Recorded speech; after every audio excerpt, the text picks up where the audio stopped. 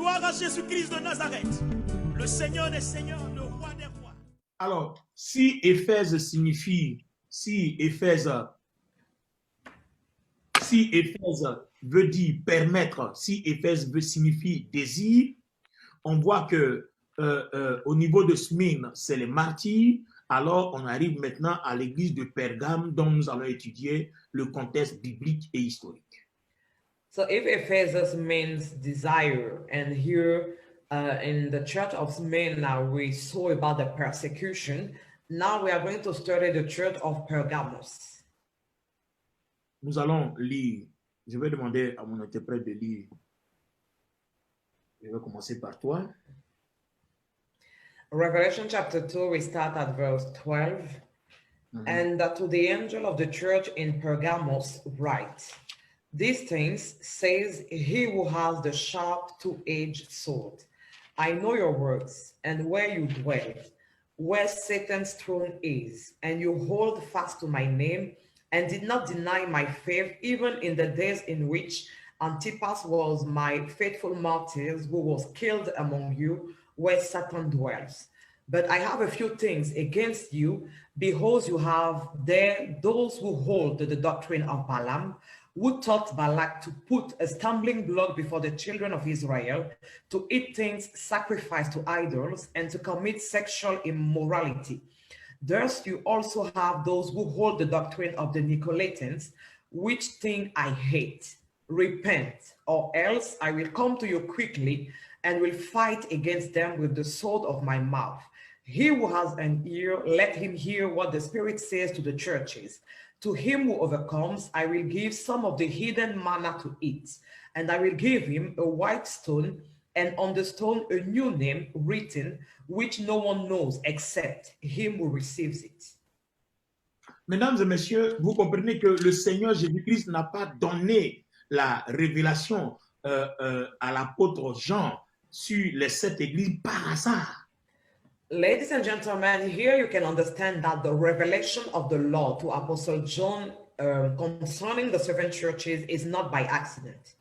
Il leur a donné cette révélation pour que nous qui appartenons à l'église, c'est-à-dire toi et moi, toi qui m'écoutes, en tant que membre d'église, ce que nous devons faire pour être sûrs d'être éligibles, c'est-à-dire le jour où la trompette sonne, nous sommes sûrs que nous en ferons partie. The Lord gave that revelation to Apostle John to make sure that we that belong to the church, at the sound of the trumpet, we have to make sure that we have all the criteria to experience the rapture. Concernant l'église d'Éphèse, on réalise que quiconque met la main à la charrue et regarde en arrière n'est pas digne du royaume. Vous ne pouvez pas devenir chrétien et après rétrograder. Vous ne pouvez pas devenir chrétien engagé et puis après ne plus être engagé. Dieu attend que tu fasses son travail. Dieu attend que tu parles de lui à tes amis, à tes parents, à tout le monde, que tu sois un chrétien engagé. Dieu n'attend pas que tu rétrogrades. Le Seigneur Jésus attend des chrétiens qui commencent et qui vont jusqu'au bout. Et pour l'église de Smyrne, il attend des chrétiens qui persévèrent, qui ne baissent pas les bras, quels que soient les problèmes. Donc, on a déjà 2 qualités. Si un chrétien m'écoute, qui veut être enlevé, voici les 2 choses que tu as à faire quand nous étudions historiquement et bibliquement l'église d'Éphèse et l'église de Smyrne. When we study the biblical and historical sides of the church of Ephesus and Smyrna, we can realize that in the church of Ephesus, the Lord is saying to us that when you put your hand to the plow and you look back, you are not worthy of the kingdom of God. So the Lord expects us that when we start doing its work, we move on and we never step back. We never look back. And also in the church of Smyrna, the Lord wants us that before any difficulties, before any tribulation, that we remain faithful to him. On comprend que si quelqu'un veut être enlevé, il faut bien que tu nous suives. Parce que c'est maintenant que le Seigneur tranche. Parce que depuis, beaucoup nous suivent, on calcule la date de l'enlèvement va se passer dans telle période, mais beaucoup d'abonnés nous demandent, mais comment on fait pour être sauvé? J'ai essayé de parler de la fidélité et nous sommes rentrés maintenant dans le prolongement d'Apocalypse pour mieux comprendre qu'est-ce qu'on entend par fidélité. Donc, on a vu le travail à Éphèse, on a vu la persévérance à Smyrne, et là maintenant nous sommes à Pergame. Je vais lire la version en anglais et nous allons attaquer le contexte historique et biblique pour donner un 3e élément pour la qualification à l'enlèvement. Many people are asking us the question, how can we know that we are going to be saved or we are going to experience the rapture? I spoke about faithfulness weeks ago, and since last Sunday, I started speaking about the churches of Ephesus and Smyrna. And we spoke in the church of Ephesus about the labor of the Lord that we all have to do, meaning evangelizing and making disciples. And we also spoke about the church of Smyrna, where the Lord is looking for the faithfulness of those that are serving him. And right now, we are going to start speaking about the historical and biblical sides of the church of Pergamos. Wow, aujourd'hui, mon interprète est très en forme. C'est très bien. Oui. Apocalypse chapitre 2, verset 12. Écrit à l'ange de l'église de Pergame. Mon interprète a déjà lu la version en anglais, moi je lis en français. Voici ce que dit celui qui a l'épée aiguë à deux tranchants. Je sais où tu demeures. Je sais que là est le trône de Satan. Tu retiens mon nom et tu n'as pas renié ma foi. Mais au jour d'Antipas, mon témoin fidèle, qui a été mis à mort chez vous, là où Satan a sa demeure. Non, j'ai mal lu. Et tu n'as pas renié ma foi, même au jour, voilà, d'Antipas, mon témoin fidèle, qui a été mis à mort chez vous, là où Satan sa demeure. Point. Voilà, merci, monsieur le docteur. Mais j'ai quelque chose contre toi. C'est que tu as là des gens attachés à la doctrine de Balaam qui enseignaient à Balak à mettre une pierre d'achoppement devant les fils d'Israël pour qu'ils mangeassent des viandes sacrifiées aux idoles et qu'ils se livrassent à l'impudicité. De même, toi aussi, tu as des gens ici à l'impudicité, dans la version en anglais, c'est à l'immoralité sexuelle. De même, toi aussi, tu as des gens attachés pareillement à la doctrine des Nicolaïtes. Répands-toi donc, sinon, je reviendrai à toi bientôt et je combattrai avec l'épée de ma bouche. Que celui qui a des oreilles entend ce que l'Esprit dit à l'Église. À celui qui vaincra, je donnerai de la manne cachée et je lui donnerai un caillou blanc. Sur ce caillou blanc est écrit un nouveau nom que personne ne connaît si ce n'est celui qui le reçoit. Très bien. Alors, Pergame signifie en français élévation, hauteur ou bien élévation. So in French, the word Pergamos means elevation or height. Donc, l'église de Pergame, c'est l'image de cette église-là qui est établie dans le monde, c'est-à-dire le monde non chrétien, le monde païen, le monde qui a une autre culture autre que celle du christianisme.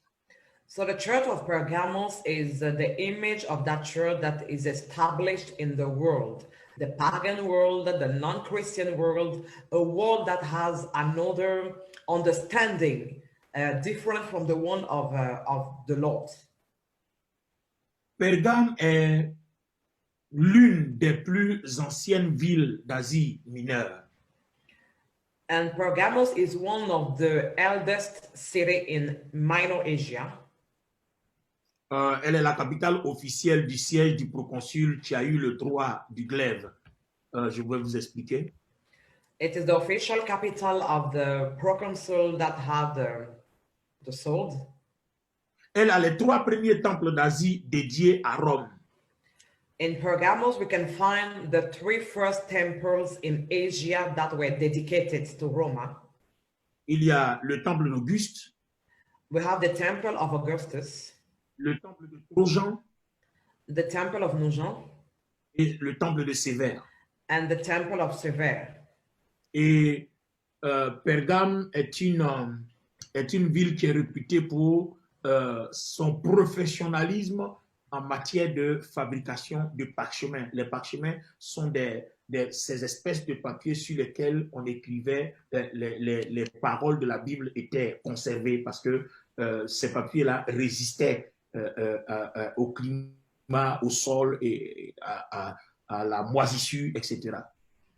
And the people in the city of Pergamos are well known for their knowledge for the parchments, and the parchment are those kind of book that were used to write things and to preserve them.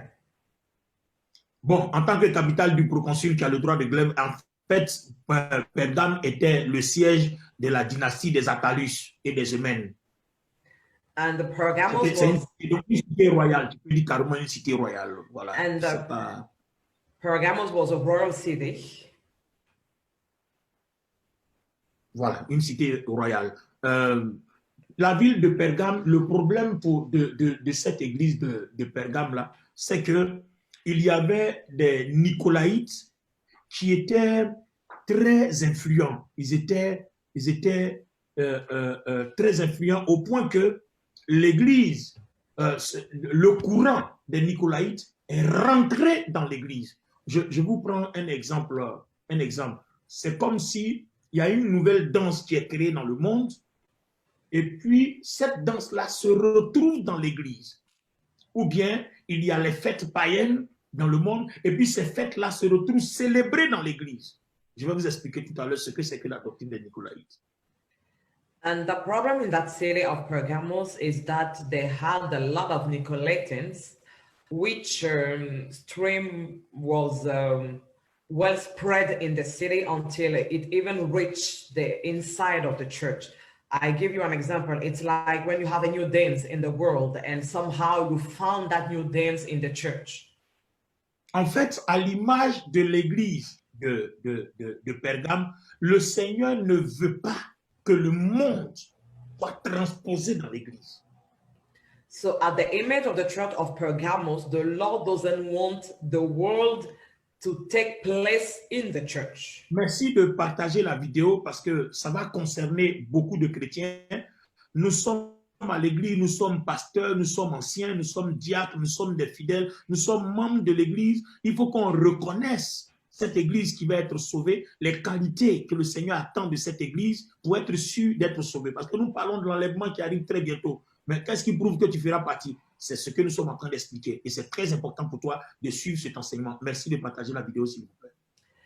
I want all of you that are following us right now to share the video, to invite people, because we are speaking about the criteria that we all need to have in order to experience the rapture. You can be a pastor, you can be a member in a congregation, but what makes you sure that you will experience the rapture at the sound of the trumpet? So please share the video, invite people, and I'm sure that it will make good to someone. Vous avez vu que Pergame est une ville qui a été évangélisée très tôt de bonne heure.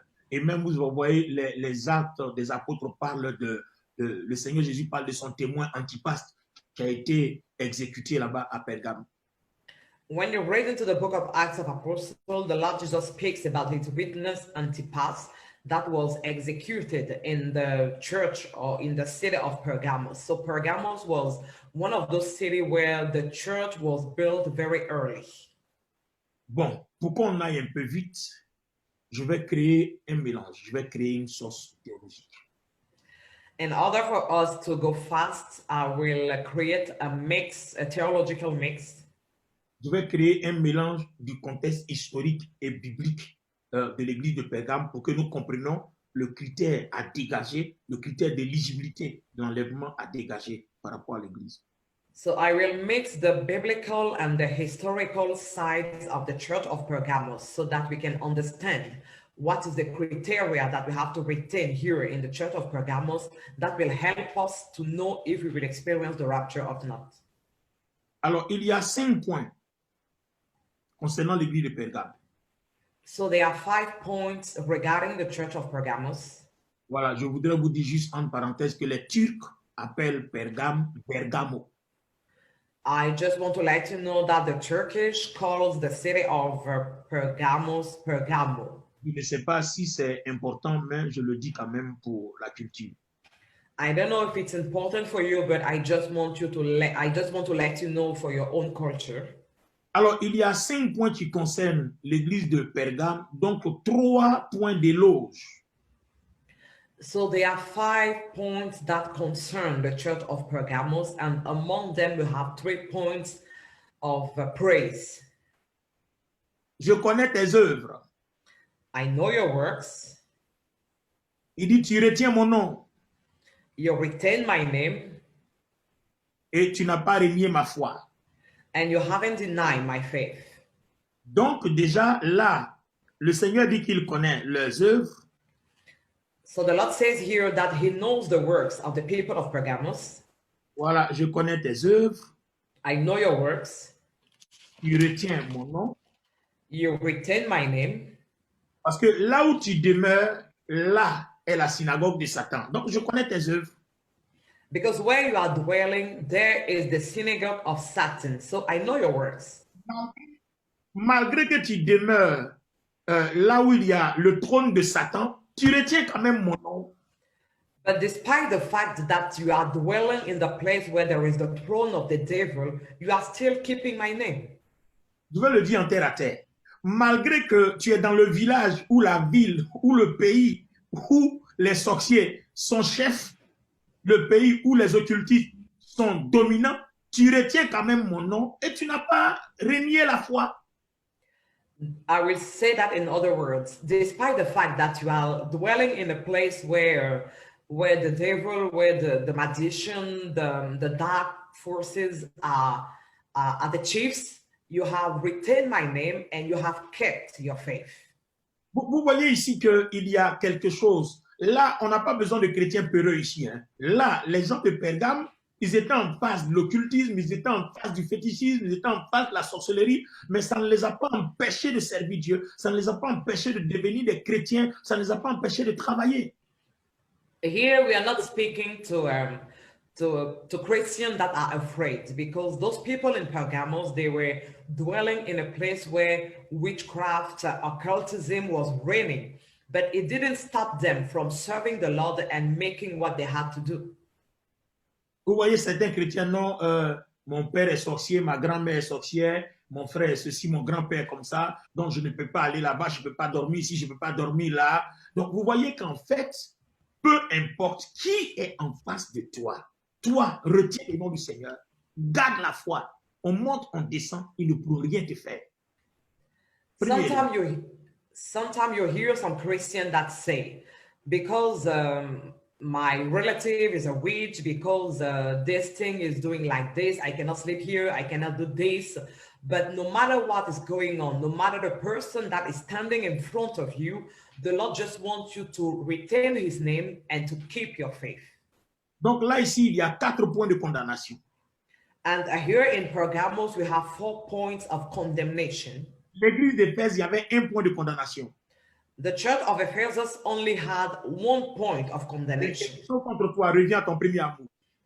The Lord had something against the church of Ephesus. It was saying, come back to your first love. L'église de Smyrne n'avait aucun point de condamnation. And the church of Smyrna didn't have any point of condemnation from the Lord. Parce que l'église de Smyrne, malgré tous ses problèmes, était persévérante. Donc, ça faisait que, quel que soit ce qui arrive, l'église de Smyrne n'oublie pas le nom du Seigneur, n'oublie pas de travailler pour Dieu. Ça fait que même s'il y a des péchés, le Seigneur fait grâce. Vous voyez? Despite all the tribulation that they were going through in the church of Smyrna, despite all the difficulties that they were enduring, they kept on working for the Lord, doing what the Lord wanted them to do. So when you are still doing the work of the Lord can give you his grace. Il y a eu des tremblements de terre, on leur a imposé d'adorer Zeus ou la déesse de Rome, on leur a mais ils sont restés fermes et le Seigneur n'a rien trouvé à reprocher à Smyrne.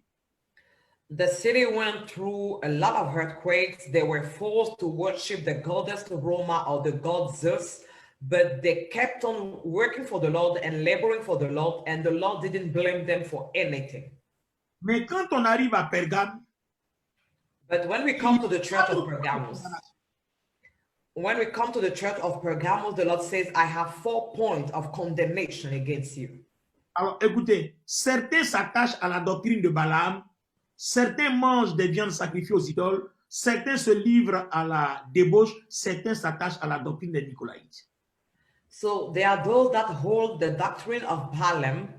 They are the children, there are those that eat things that are sacrificed to the idols, and those that commit sexual immorality. Débauche sexuelle, c'est-à-dire de garçon en garçon, de femme en femme. Voilà, certains s'attachent à la doctrine des Nicolaïtes. And others are holding the doctrines of the Nicolaitans. Alors le Seigneur dit, répands-toi. And the Lord says to the church, repent. Si tu ne te répands pas, je viendrai et je te combattrai. Or else I will come to you quickly and will fight against them. Celui qui vaincra aura un caillou blanc sur lequel est inscrit un nouveau nom. To he who overcomes, I will give him a white stone, and on the stone a new name will be written. Alors, pour ceux qui nous prennent en cours, nous sommes en train d'expliquer les critères d'éligibilité d'une église à enlèvement. On a déjà parlé de deux églises, Éphèse et Smyrne. Nous sommes en train de parler de l'église de Pergame. For those that are joining us right now, we are speaking about the criteria of eligibility for a church to experience the rapture. We already spoke about two criteria in the church of Ephesus and the church of Smyrna. Gloire à Jésus-Christ de Nazareth, le Seigneur des Seigneurs.